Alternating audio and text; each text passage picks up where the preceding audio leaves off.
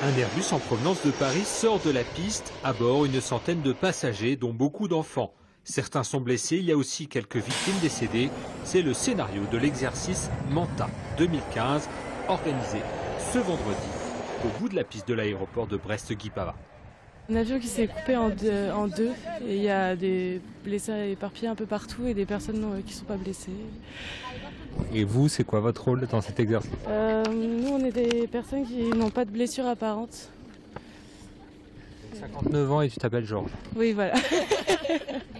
Les pompiers doivent d'abord circonscrire l'incendie de l'appareil et puis prêter assistance aux victimes. Une des premières missions, bien évidemment, des sapeurs-pompiers de l'aéroport, c'est d'intervenir, d'éviter donc toute propagation du sinistre, du feu, et dans un second temps, ou parallèlement, donc dénombrer le nombre de victimes pour pouvoir quantifier les moyens à intervenir rapidement.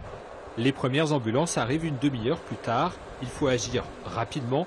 Priorité aux blessés les plus graves. En fait, on a des grilles de tri par rapport aux pathologies.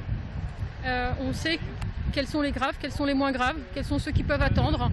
Et en fonction de ces grilles qu'on a tous en tête, on envoie les victimes dans un premier temps sur un point de rassemblement des victimes et dans un second temps sur un poste médical avancé. Pour vous, c'est un peu le scénario cauchemar, pareil cas? Oui, c'est toujours. Toutes les catastrophes sont difficiles à gérer et un avion particulièrement, oui. Particularité du scénario de Manta 2015, la présence de nombreux enfants à bord de l'appareil. Ces 24 enfants de l'école Sainte-Thérèse de Plouzané ont joué les figurants.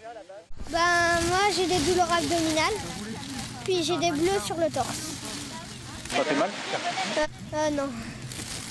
Après un premier tri, les victimes sont ensuite conduites au PMA, le poste médical avancé installé dans l'ancien aérogare de l'aéroport de Brest.